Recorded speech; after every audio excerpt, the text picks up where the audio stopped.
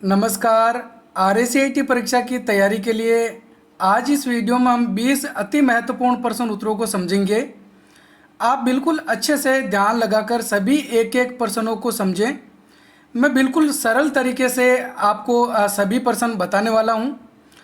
हमारा प्रश्न नंबर 1 है, निम्न में से किस उपकरण का प्रयोग कंप्यूटर में टेलीफोन केबल के माध्यम से इंटरनेट कनेक्शन के लिए किया जाता है? प्लॉटर, माइक्रोफोन, मोडेम या फिर जॉयस्टिक। तो इसमें सही उत्तर है सी, मोडेम। वैसे तो मोडेम आपने देखा होगा, अगर नहीं देखा तो आप यहाँ इस चित्र में देख सकते हैं। इस प्रकार का मोडेम जो है वो आजकल हमको ज़्यादातर ऑफिस में या फिर लाइब्रेरीज जो होती है वहाँ पे देखने को मिल सकता है। तो ये जो मोडेम होता है ये क्या कार्य करता है, हमारी जो टेलीफोन लाइन के माध्यम से जो सिग्नल आते हैं एनालॉग सिग्नल, उसको डिजिटल सिग्नल में कन्वर्ट करता है। और जो हमारे कंप्यूटर के डिजिटल सिग्नल होते हैं उसको एनालॉग सिग्नल में कन्वर्ट करने का काम करता है। आपको मोडेम की फुल फॉर्म भी ध्यान रखनी है। मोडेम की फुल फॉर्म होती है मॉड्यूलेटर डीमॉड्यूलेटर। क्या होगी मोडेम की फुल फॉर्म? Modulator demodulator. ठीक है। अगला प्रश्न नंबर 2 है, निम्न में से सेकेंडरी मेमोरी का उदाहरण नहीं है? Hard disk drive, solid state drive, pen drive और रैम। तो इसमें सेकेंडरी मेमोरी का उदाहरण कौन सा नहीं है? रैम नहीं है। रैम जो है वो एक प्राइमरी मेमोरी होती है और रैम के अंदर रखा हुआ डेटा तभी तक रहता है जब तक कंप्यूटर ऑन होता है। सेकेंडरी मेमोरी के अंदर डेटा कंप्यूटर बंद होने के बाद भी सेव रह सकता है, लेकिन रैम के अंदर जब तक कंप्यूटर ऑन रहेगा तभी तक डेटा सेव रहेगा और कंप्यूटर के बंद होने के बाद रैम के अंदर रखा हुआ डेटा मिट जाता है। रैम की फुल फॉर्म होती है रैंडम एक्सेस मेमोरी। तो आपको रैम की फुल फॉर्म भी याद रखनी है। यहाँ पर आप स्क्रीन पर hard disk, solid state drive, pen drive और रैम, इन चारों के चित्र देख सकते हैं। अब ये ध्यान में रखना है कि सॉलिड स्टेट ड्राइव जो है SSD इसको कहा जाता है। ज़्यादातर जो SSD है वो हार्ड डिस्क का एक नया रूप है। ठीक है, हार्ड डिस्क का नया रूप SSD है। अगर इन दोनों की तुलना की जाए तो हार्ड डिस्क ड्राइव के मुकाबले जो सॉलिड स्टेट ड्राइव है SSD है वो काफ़ी तेज़ होती है। ठीक है, तो इन दोनों के मुकाबले तेज गति वाली जो डिस्क है वो कौन सी है? सॉलिड स्टेट ड्राइव SSD है।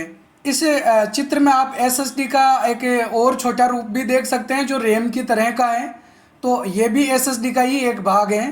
अगर हमारे कंप्यूटर में हार्ड डिस्क ड्राइव लगा हुआ है, SSD हार्ड डिस्क लगी हुई है और हमारा जो कंप्यूटर है वो थोड़ा धीमे चल रहा है, तो हम हार्ड डिस्क की जगह पे SSD लगा सकते हैं। इससे हमारे कंप्यूटर की जो गति है वो थोड़ी और बढ़ जाती है।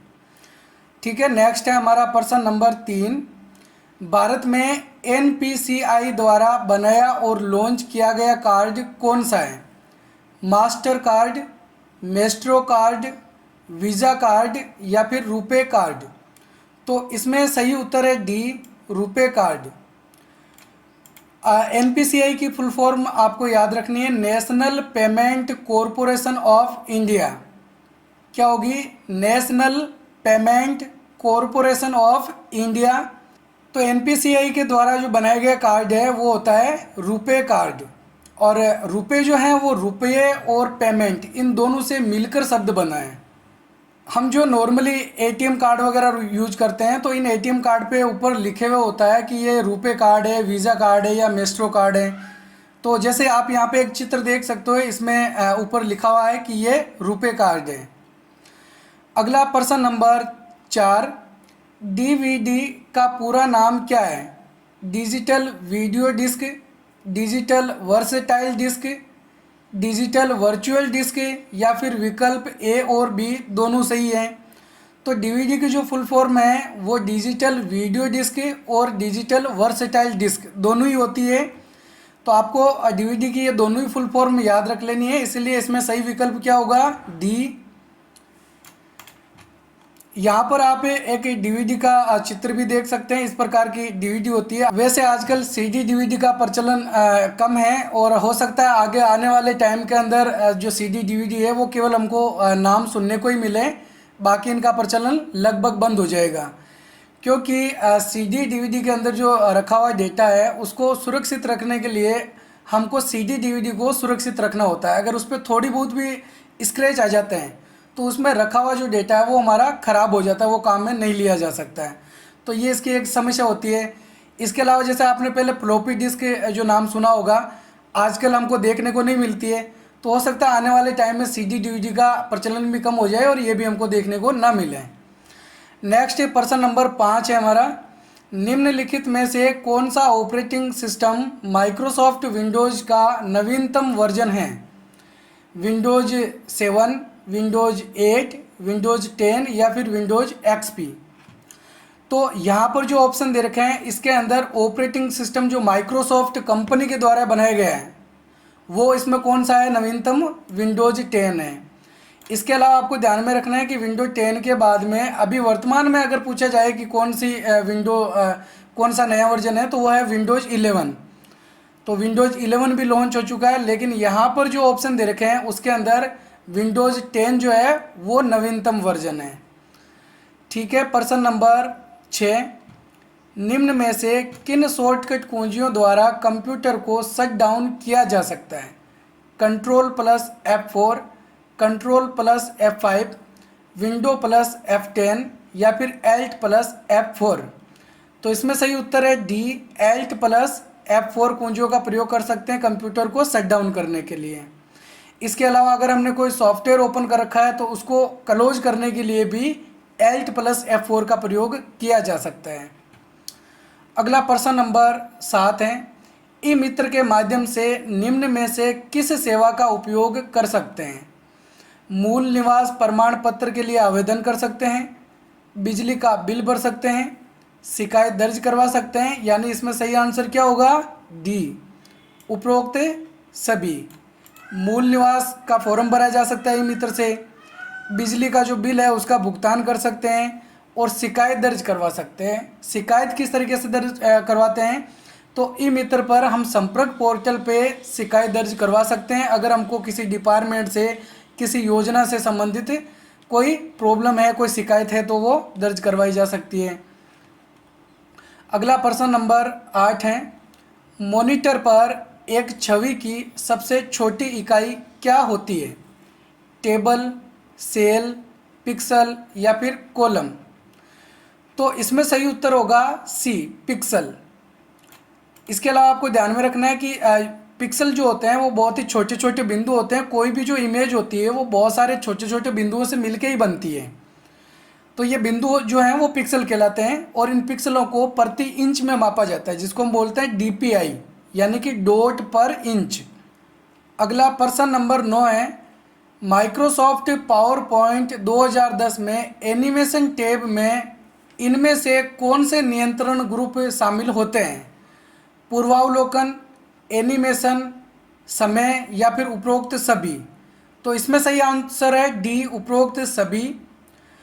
माइक्रोसॉफ्ट पावर पॉइंट में जो एनिमेशन टैब होता है उसके अंदर प्रीव्यू, एनिमेशन, टाइमिंग, ये जो तीनों ग्रुप हैं वो हमको देखने को मिलते हैं।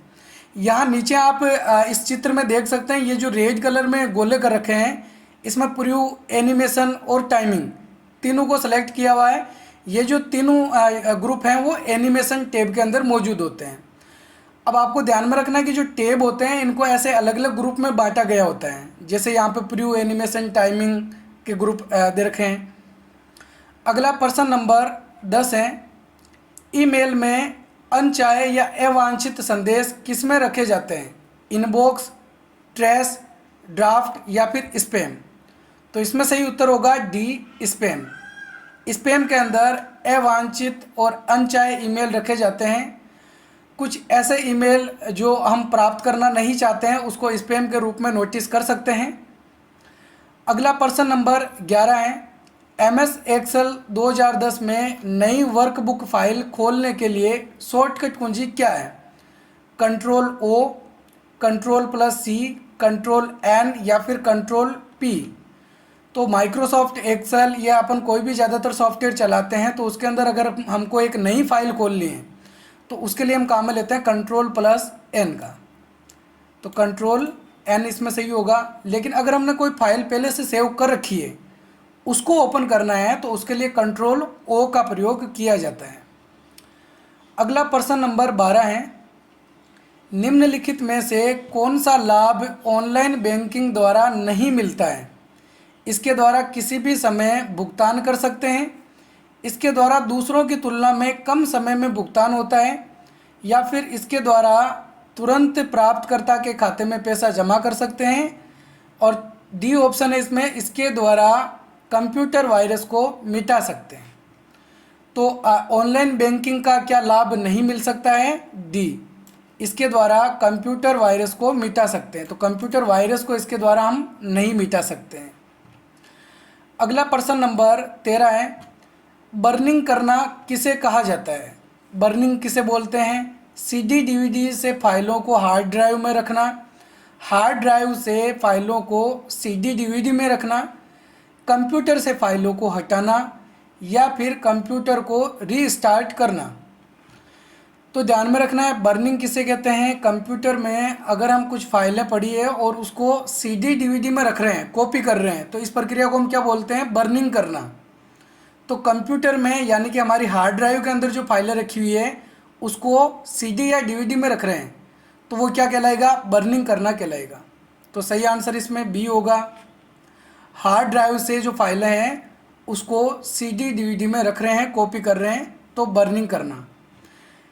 नेक्स्ट हमारा प्रश्न नंबर 14 है, निम्न में से इंटरनेट कनेक्शन के लिए किसका प्रयोग किया जा सकता है? डायल अप, वाईफाई, डीएसएल, या फिर उपरोक्त सभी? तो इसमें सही उत्तर होगा डी, उपरोक्त सभी का प्रयोग किया जा सकता है। इंटरनेट चलाने के लिए टेलीफोन केबल के माध्यम से हम डायल अप या डीएसएल का प्रयोग कर सकते हैं, और वाईफाई तो आप जानते ही हो, वाईफाई का प्रयोग भी कर सकते हैं। वाईफाई के लिए हमको हॉटस्पॉट की भी ज़रूरत होती है। ठीक, नेक्स्ट हमारा प्रश्न नंबर 15 है, किस प्रिंटर के द्वारा पेज पर स्याही की बूंदों का छिड़काव करके प्रिंट किया जाता है? Laser printer, dot matrix printer, thermal printer, या फिर इंकजेट प्रिंटर? तो इसमें सही उत्तर है डी, इंकजेट प्रिंटर जो होता है वो कागज़ पर बूंदों का छिड़काव करके प्रिंट करता है। अगला प्रश्न नंबर 16 है, निम्नलिखित में से सर्च इंजन कौन सा है? गूगल, याहू, बिंग, या फिर ऑल ऑफ द अबव? तो इसमें जो तीनों ही ऑप्शन है, गूगल, याहू और बिंग, वो सर्च इंजन के उदाहरण हैं, इसलिए जो सही आंसर है वो है D, all of the above. Next है हमारा प्रश्न नंबर 17, इंटरनेट एक्सप्लोरर, क्रोम और सफारी क्या है? System software, application software, computer hardware, या फिर आउटपुट डिवाइस? तो इंटरनेट एक्सप्लोरर, क्रोम और सफारी ये क्या होते हैं? एप्लीकेशन सॉफ्टवेयर होते हैं। और एप्लीकेशन सॉफ्टवेयर के अंदर ये जो तीनों उदाहरण हैं वो हैं ब्राउज़र के। ठीक है, तो ब्राउज़र जो होता है वो एक एप्लीकेशन सॉफ्टवेयर ही होता है। यहाँ पर इन ब्राउज़र के नाम दे रखे हैं। तो इंटरनेट एक्सप्लोरर ये भी ब्राउज़र होता है, क्रोम ब्राउज़र है, और सफारी भी ब्राउज़र होता है। अगला प्रश्न नंबर 18 है, निम्न में से ई कॉमर्स वेबसाइट कौन सी है? फेसबुक, अमेजॉन, लिंक्डइन, या फिर उपरोक्त सभी? इसमें सही उत्तर होगा बी, अमेजॉन। अमेजॉन एक ई कॉमर्स वेबसाइट का उदाहरण है। फेसबुक और लिंक्डइन जो हैं वो सोशल नेटवर्किंग वेबसाइटों के उदाहरण होते हैं। अगला प्रश्न नंबर 19 है, यूआरएल का पूरा नाम क्या है? Union related link, uniform related location, uniform resource locator, या फिर यूज़र रिलेटेड लोकेशन? तो यूआरएल की फुल फॉर्म होती है यूनिफॉर्म रिसोर्स लोकेटर। यूआरएल जो होता है वो किसी वेबसाइट का एड्रेस होता है, और ये हमको ब्राउज़र में जो एड्रेस बार होती है वहाँ पे दिखाई देता है। जैसे www.google.com ये एक यूआरएल होता है। ठीक है, अगला प्रश्न नंबर 20 है, MS पावरपॉइंट 2010 में स्लाइड शो को खाली स्थान कुंजी के द्वारा शुरुआत से तथा खाली स्थान कुंजी के द्वारा वर्तमान स्लाइड से चला सकते हैं। कंट्रोल प्लस सी और कंट्रोल प्लस वी, F5 और F7, शिफ्ट और एंटर, या फिर F5 और शिफ्ट प्लस F5। तो देखो जब भी हम पावर पॉइंट में स्लाइड शो करते हैं और हमको एक नंबर स्लाइड से स्लाइड शो स्टार्ट करना है, तो उसके लिए हम काम में लेते हैं F5। तो यहाँ फर्स्ट में क्या आएगा, F5। और अगर हम जैसे मान लो 10 स्लाइड हैं और 10 में से हम स्लाइड नंबर 4 पर हैं और हमको 4 नंबर स्लाइड से ही स्लाइड शो स्टार्ट करना है, एक नंबर से नहीं करना है, तो इसके लिए हम काम में लेते हैं शिफ्ट प्लस F5। तो जैसे वर्तमान स्लाइड यानी कि 4 नंबर स्लाइड पे है और वहीं से स्टार्ट करना हो तो शिफ्ट F5 कुंजी दबा सकते हैं। तो इसमें सही आंसर क्या आएगा, डी, F5 कुंजी और शिफ्ट प्लस F5। तो ठीक है, ये थे आज के हमारे 20 महत्वपूर्ण प्रश्न उत्तर। उम्मीद है आपने बिल्कुल ही अच्छे तरीके से ध्यान से इन सारे प्रश्नों को समझा होगा। और आप इसी प्रकार से RSCIT परीक्षा की तैयारी के लिए हमारे वीडियोस देखते रहें। हमारे जो वीडियोज हैं वो आज से सुबह और शाम, आज शाम 5 बजे और सुबह 6 बजे आपको ये वीडियोज मिलने वाले हैं। तो वीडियो को आप अच्छी तरीके से ज़रूर देखें, और अगर आपका कोई डाउट है तो वो आप कमेंट बॉक्स में लिख के हमको बता सकते हैं। एग्ज़ाम नज़दीक हैं, इसलिए तैयारी अच्छे से करते रहें। और अगर आपने अभी तक हमारे YouTube चैनल को सब्सक्राइब नहीं किया है तो तुरंत सब्सक्राइब वाले बटन पर क्लिक करके सब्सक्राइब कर लें। हम मिलेंगे एक और नई वीडियो में, तब तक के लिए जय हिंद, जय भारत।